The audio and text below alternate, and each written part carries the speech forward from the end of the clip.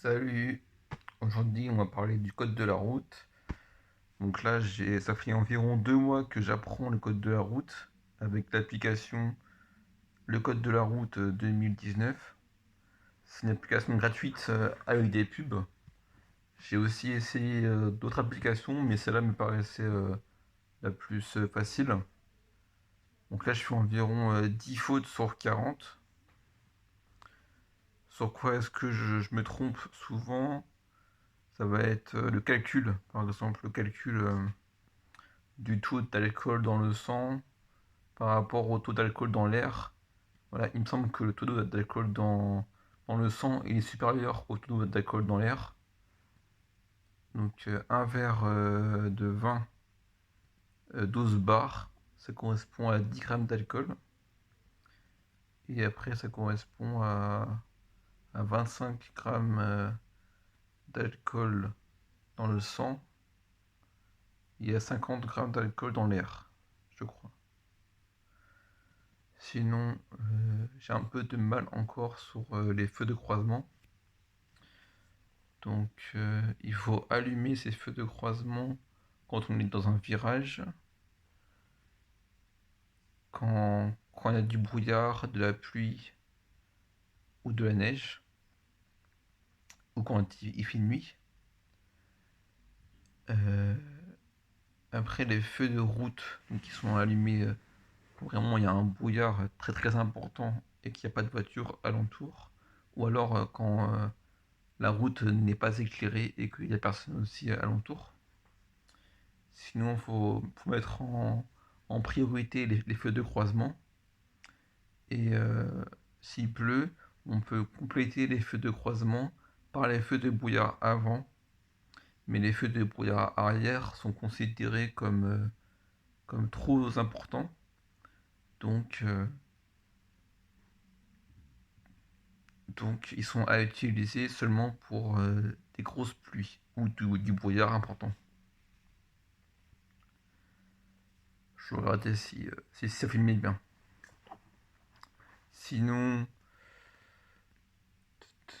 donc par rapport aux limites de vitesse, quand on est en route en agglomération, donc dans les villes ou les villages, c'est limité à 50 maximum.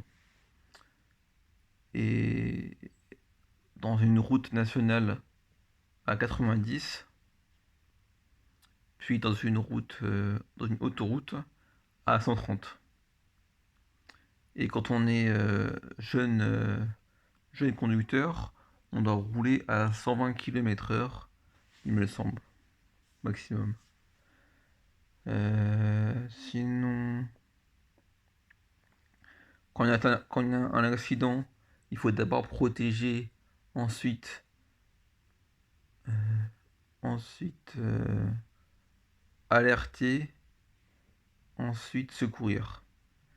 Donc quand on secourt, on peut parler à la personne, on peut la couvrir éventuellement s'il fait très froid ou s'il fait très chaud, si on a une couverture de survie. Euh, donc le triangle de sécurité, il doit être utilisé partout sauf en autoroute, parce qu'il peut s'envoler. Sinon, sur les distances de sécurité, donc il faut compter 2 secondes entre les voitures. Donc, il faut avoir le temps de dire 1 Mississippi, 2 Mississippi, 3 Mississippi, pour faire 2 secondes. Un Mississippi, 2 Mississippi. 2 Mississippi. Pour savoir qu'on est à 2 secondes de la personne qui est devant.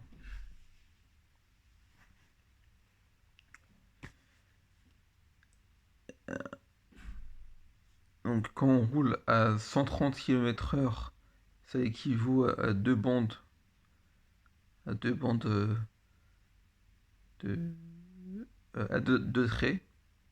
Et quand on roule à 100 km, ça équivaut plutôt à un trait, il me semble. Voilà. Sinon, donc on a plusieurs types de lignes sur les routes.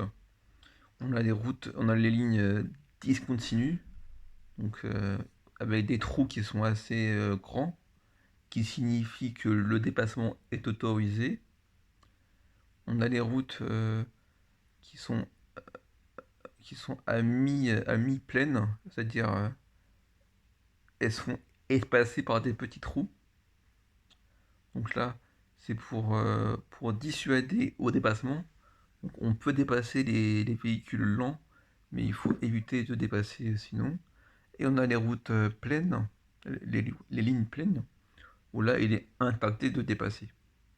On a également les lignes avec des flèches, mais voilà, elles me semblent plus faciles à mémoriser. À mémoriser. Sinon, donc le panneau avec un losange jaune, ça veut dire que la route est prioritaire. Donc on va être prioritaire dans tous les cas jusqu'à jusqu'à la nouvelle intersection. Le panneau avec le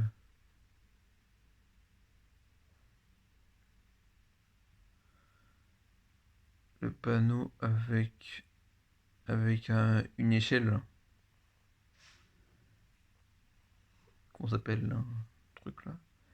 Ça signifie qu'on est prioritaire et il y a deux routes, une route à gauche et une route à droite. Voilà. Sinon donc c'est la priorité à droite qui prévaut.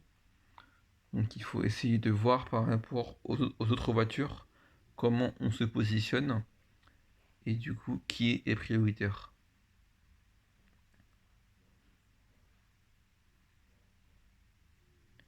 Sinon, je vois que dans le code de la route reviennent souvent ces questions-là. Donc on a trois technologies qu'il faut retenir. On a l'ABS, anti-blocage de roue. On a l'ESP qui vise à améliorer la trajectoire lors des virages. Et on a l'ESP et l'AFU, donc l'aide au freinage d'urgence, pour, euh, pour réduire les distances de freinage en urgence. Sinon, sur les voyants, donc on a le voyant pour l'huile. Oui, il faut s'arrêter à la prochaine aire d'autoroute ou à la prochaine place pour pouvoir vérifier son niveau d'huile et rajouter de l'huile éventuellement. Après, il y a pas mal de niveaux d'huile qui sont uniquement accessibles par un garage. Donc on ne peut pas tout réparer nous-mêmes. Sinon, au niveau des pneus, donc il faut absolument avoir des pneus de même marque sur un même essieu, c'est-à-dire sur la même ligne. Donc on peut avoir deux lignes, deux essieux avec deux marques différentes, mais il faut vraiment différencier par rapport aux essieux et non dans les essieux.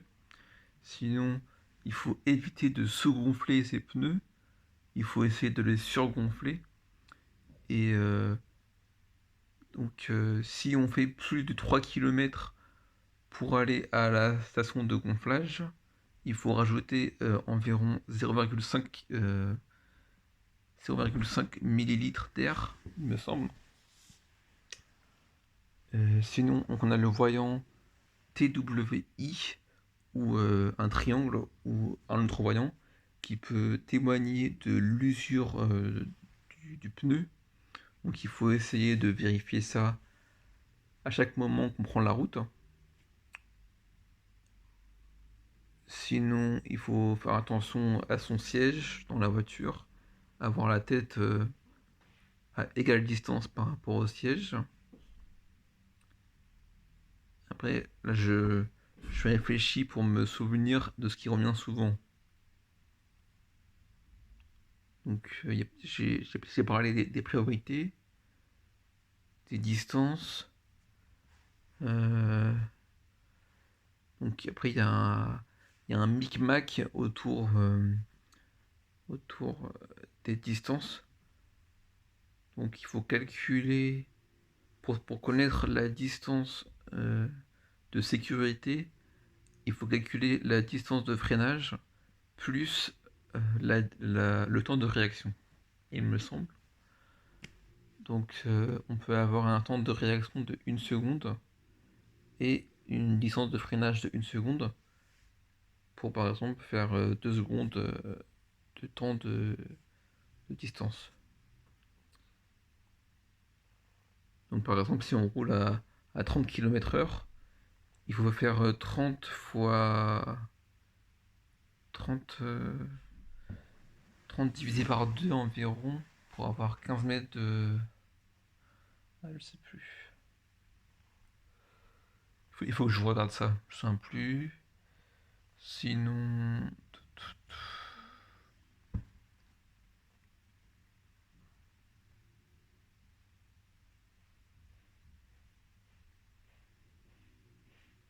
Donc il faut éviter d'utiliser les feux, le klaxon au maximum.